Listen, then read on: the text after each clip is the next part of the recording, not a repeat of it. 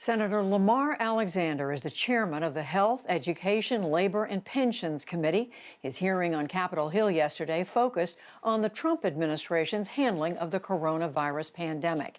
He joins us now from Tennessee, where he is currently in self-quarantine. Senator Alexander, thank you very much for talking with us. First of all, how are you doing, and how is your staff member doing who had tested positive?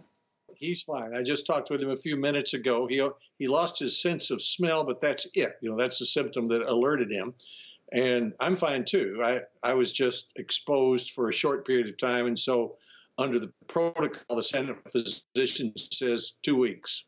Well, we're glad to hear that both of you are doing well so far. Let me ask you about yesterday's hearing. As you know, the senior health officials in the Trump administration, Dr. Anthony Fauci and others, testified essentially that every state needs to be careful as it opens up, because if it moves too quickly and doesn't have the adequate amount of testing in place, there could be more illnesses, more deaths, loss of livelihood.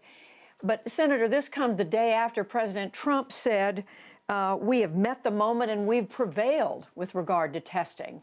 So who's right here? Well, I think we have a ways to go, and I think we'll do it state by state like we do most things in our country. For example, our governor, Bill Lee, is testing aggressively. Every prisoner, every nursing home resident, drive-through testing on the weekends. Anyone can get a test at the local public health department. I talked to a reporter this morning in McMinnville who said he'd showed up twice and gotten his free test. And the governor's motto, if in doubt, get a test. So as a result, in our state, where we've tested, we will have by the end of the month tested about 7% of our population, which will help us monitor what's happening as we go back to work and eventually back to school. Let me ask you something else about comparing the United States to other countries like Germany, like South Korea, where testing started much earlier. In South Korea, they've been able to hold the total death number to something like 300 compared to 81,000 in the United States. What are lessons learned that the U.S. should learn from these other countries? Well, the South Korea example is certainly one that we should pay attention to because of their lower death number. The United States had a glitch at the beginning with a botched test from CDC. Any president would have been very unhappy with that.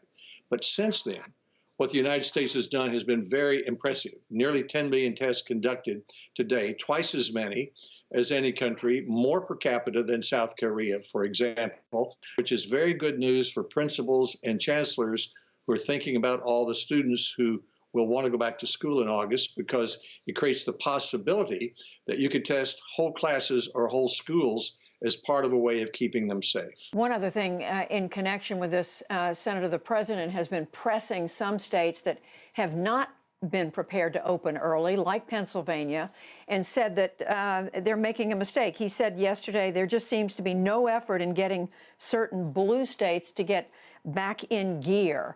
Should he be pressing these states this way?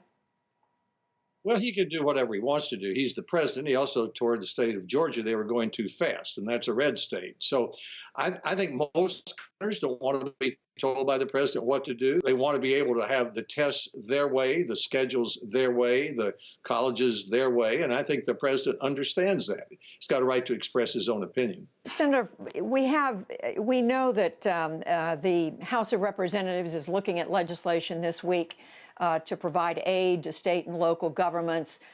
Figure $3 trillion has been thrown out. $1 trillion of that supposedly would be for state and local governments. Have you decided where you stand on that?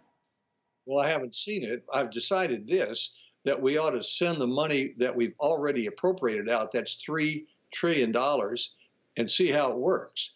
Much of it has not yet gone out. For example, all the money for hospitals hasn't gone out. And the first thing we should do with states is give them more flexibility on the money we've already given them. But no amount of money will solve the hurt that this is causing people. The only thing that will work are testing, tracking those who are exposed, isolating the sick, and then moving ahead on a very rapid pace with treatments and vaccines, which is happening right now. Senator Lamar Alexander, who is chairman of the Senate Health Committee. Senator, thank you very much. Thank you, Judy.